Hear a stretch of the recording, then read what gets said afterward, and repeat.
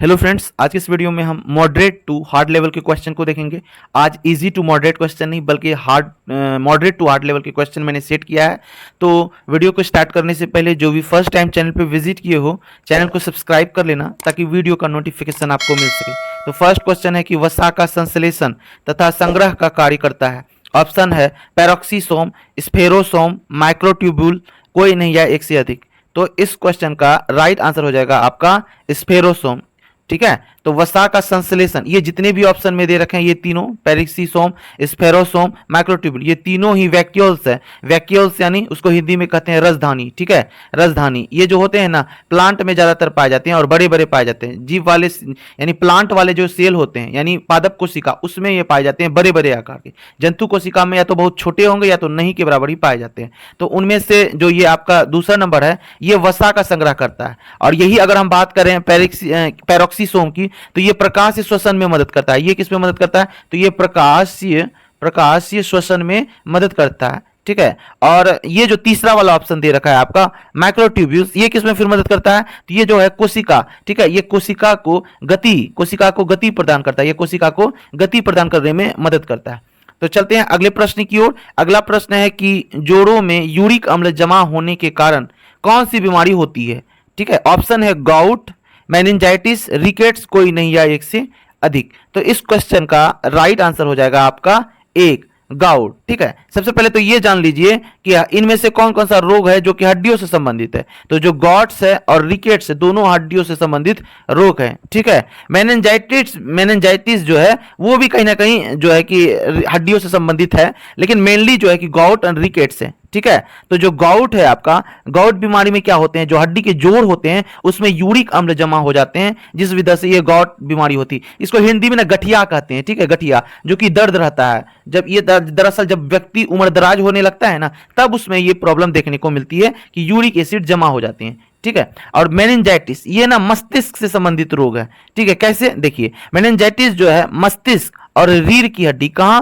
मस्तिष्क और रीढ़ की जो हड्डी होती है उसके झिल्ली के आसपास जो होता है ना, संक्रमण हो जाता है। और जो रिकेट्स है ये विटामिन डी की कमी के कारण होता है। सबसे पहली बात ये आप लिख लीजिएगा, विटामिन डी की कमी, लैक ऑफ विटामिन डी की कमी के कारण होता है। और ज्यादातर ये जो होते हैं रिकेट्स बीमारी, ये शिशुओं और बच्चों में होते हैं, यानी छोटे बच्चों में होते हैं ये वाली बीमारी। ठीक है, तो चलते हैं अगले प्रश्न की ओर। अगला प्रश्न है कि ओम का नियम है। ठीक है, ऑप्शन है V बराबर आई आर, V बराबर आई बटा आर, V बराबर आई स्क्वायर आर। तो ये जो आपका है ना, आपको बताना है कि ओम के नियम से कौन सा फॉर्मूला रिलेट करता है। ठीक है, ओम को इस प्रकार दर्शाते हैं। ओम का नियम क्या है कि जो ये V है वो किसके समानुपाती होते हैं? ये I के समानुपाती होते हैं। और अगर ये समानुपाती को हटा दिया जाए तो R कांस्टेंट आता है। R ही है, R क्या है? प्रतिरोध है। तो ये फॉर्मूला कैसा निकल के आया? V बराबर आई आर। ठीक है, जो वोल्ट है वो धारा के बराबर होता है। ठीक है, जितना वोल्ट होगा उतनी धाराएं होगी, उतनी प्रतिरोध होगी। तो V बराबर आई आर इस क्वेश्चन का राइट आंसर हो जाएगा। ठीक है, चलते हैं अगले प्रश्न की ओर। अगला प्रश्न है कि मानव शुक्राणु कैसे गति करता है? कसाविक के द्वारा, कसाविक को इंग्लिश में फ्लाजिला बोलते हैं, सीलिया के द्वारा, ठीक है, न्यूट्रोफिल्स के द्वारा, कोई नहीं या एक से अधिक। तो इस क्वेश्चन का राइट आंसर हो जाएगा आपका कसाविक के द्वारा। मानव शुक्राणु, शुक्राणु क्या है? ये मानव जो मेल गेमिट होते हैं। ठीक है, ये मेल गेमिट है जो कि क्या करते हैं, फीमेल के ओवा से, जो फीमेल गेमिट होते हैं, मेल गेमिट को शुक्राणु कहते हैं यानी, और फीमेल गेमिट को ओवा कहते हैं। जब मेल गेमिट फीमेल गेमिट आपस में फ्यूज करते हैं तो बनाते हैं जायगोट। वही जायगोट ना आगे चल के एम्ब्रियो यानी भ्रूण का विकास करता है और फिर बच्चे होते हैं। तो जो शुक्राणु होते हैं, शुक्राणु के स्ट्रक्चर में सिंपली मोटा मोटी में बना देता हूं। जो शुक्राणु के स्ट्रक्चर है ये हमने बनाया हेड, और ये एक्रोसोम, और ये इनकी बॉडी बनाई, ये हमने बनाया पूंछ। ये जो इसके पीछे पूंछ होते हैं, अगर पूंछ ऑप्शन में रहे तो पूंछ को टिक करना है। ये पूंछ जो होते हैं ये कसाभिक होते हैं, ये कसाभिक होते हैं। ठीक है, और इसी के द्वारा ये गति करते हैं। जो इसका मध्य वाला भाग होता है जो शुक्राणु का, इसमें होते हैं बहुत सारे माइटोकॉन्ड्रिया, क्योंकि यही एनर्जी प्रोवाइड करते हैं माइटोकॉन्ड्रिया को गति प्रोवाइड कर, ये शुक्राणु को गति करने में। ठीक है, कोई भी शुक्राणु जो होते हैं, बहुत सारे शुक्राणु निकलते हैं और महिला के जो ये ओविडक्ट हैं, फैलोपियन ट्यूब, वहां तक पहुंचने के लिए बहुत रफ्तार से जाते हैं। तो उसके लिए एनर्जी कौन प्रोवाइड करता है? जो मिडिल पीस है, ये जो मध्य वाला भाग दिख रहा है आपको शुक्राणु के, उसी में होते हैं बहुत सारे माइटोकॉन्ड्रिया। ठीक है, और इसके जो हेड है एक्रोसोम, क्रोमोसोम ये बने होते हैं गोल्गी बॉडी के, और इसके जो हेड हैं इसी में जो केंद्रक होते हैं इसी में होते हैं क्रोमोसोम, चाहे किसी में एक्स होंगे या किसी में वाई होंगे, दोनों में से कोई एक ही क्रोमोसोम होते हैं। ठीक है, तो चलते हैं अगले प्रश्न की ओर। अगला प्रश्न है वृषण से निकलने वाला हार्मोन है। ऑप्शन है प्रोजेस्टेरॉन, वैसोप्रेसिन, टेस्टोस्टेरोन, कोई नहीं है एक से अधिक। इस क्वेश्चन का राइट आंसर हो जाएगा टेस्टोस्टेरोन। जो वृषण है, ठीक है, जो मेल के सेक्सुअल ऑर्गेन होते हैं, ठीक है, मेल के ऑर्गेन होते हैं, दो टेस्टिस होते हैं, ठीक है, दो टेस्टिस होते हैं और टेस्टिस को ही हिंदी में वृषण कहते हैं। और इसी वृषण से कौन से हार्मोन रिलीज होते हैं? ये टेस्टोस्टेरोन नामक हार्मोन होते हैं। प्रोजेस्टेरोन जो है ये महिला के जो ओवरी होते हैं, ठीक है, महिला में भी दो ओवरी होते हैं जिसको अंडाशय कहते हैं, अंडाशय से ये हार्मोन निकलते हैं प्रोजेस्टेरोन। ठीक है, तो इसीलिए प्रोजेस्टेरोन को फीमेल सेक्स हार्मोन कहते हैं। ठीक है, और वेसोप्रेसिन जो है ये पिट्यूटरी ग्लैंड द्वारा जो एडीएच स्रावित होता है, एडीएच को ही वेसोप्रेसिन कहते हैं। इसका काम कहां पे देखने को मिलेगा आपको? जो मनुष्यों में किडनी होती है, किडनी में जो नेफ्रॉन होते हैं वहां पे जो जल का अत्यधिक सेक्रेशन को रोकता है। ठीक है, अत्यधिक सेक्रेशन को रेगुलेट करता है। कौन? तो ये करता है वेसोप्रेसिन। ठीक है, यानी ये किससे संबंधित है? आपके किडनी से संबंधित है। ठीक है, चलते हैं अगले प्रश्न की ओर। अगला प्रश्न है कि निम्नलिखित में से किस खाद्य स्रोत में विटामिन सी का स्तर सबसे अधिक है? नींबू, गाजर, काली किशमिश, कोई नहीं या एक से अधिक। इस क्वेश्चन का राइट आंसर हो जाएगा आपका नींबू। क्यों नींबू हो जाएगा? देखिए, काली किशमिश में भी होते हैं और नींबू में भी होते हैं आपके विटामिन सी, दोनों में पाए जाते हैं विटामिन सी। बट अगर नींबू और 1 नंबर और 2-3 नंबर के कंपेयर करें तो काली किशमिश से अधिक आपके नींबू में होते हैं विटामिन सी। ठीक है, सबसे अधिक, इसीलिए नींबू हो जाएगा। गाजर में आपके पाए जाते हैं विटामिन ए। ठीक है, चलते हैं अगले प्रश्न की ओर।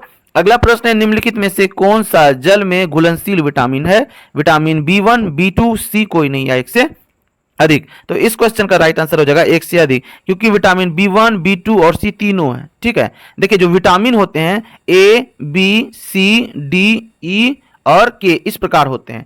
जो के होते हैं, जो ई होते हैं, जो डी होते हैं और जो ए होते हैं, ये सभी जो मैंने राउंड किया ये सभी वसा में घुलनशील होते हैं। किसमें? वसा में। बाकी बचे कौन? बचे आपके विटामिन बी और विटामिन के। कौन सा घुलनशील वसा में? के, ई, डी और ए। बचा आपका विटामिन बी और विटामिन सी। ये दो विटामिन जो है आपके जल में घुलनशील होते हैं। किसमें? जल में घुलनशील होते हैं। चलते हैं अगले प्रश्न की ओर। अगला प्रश्न है संवेग में परिवर्तन को कहते हैं आवेग, त्वरण, विभव, कोई नहीं या एक से अधिक। इस क्वेश्चन का राइट आंसर हो जाएगा आवेग। जो संवेग में परिवर्तन को क्या कहते हैं? आवेग कहते हैं। त्वरण किसे कहते हैं? वेग में परिवर्तन। ठीक है, वेलोसिटी जो है, वेलोसिटी में परिवर्तन के दर को क्या कहते हैं? त्वरण कहते हैं। ठीक है, तो ये बात आप ध्यान दीजिएगा। संवेग में परिवर्तन आवेग और वेग में परिवर्तन की दर त्वरण। चलते हैं अगले प्रश्न की ओर। अगला प्रश्न है एरिल कार्बन निम्नलिखित में से किस यौगिक में पाया जाता है? इथेनॉल, फिनॉल, एसिटिक अम्ल, कोई नहीं या एक से अधिक। इस आंसर हो जाएगा फिनॉल। सबसे पहले ये देखिए एरिल कार्बन किसको कहते हैं?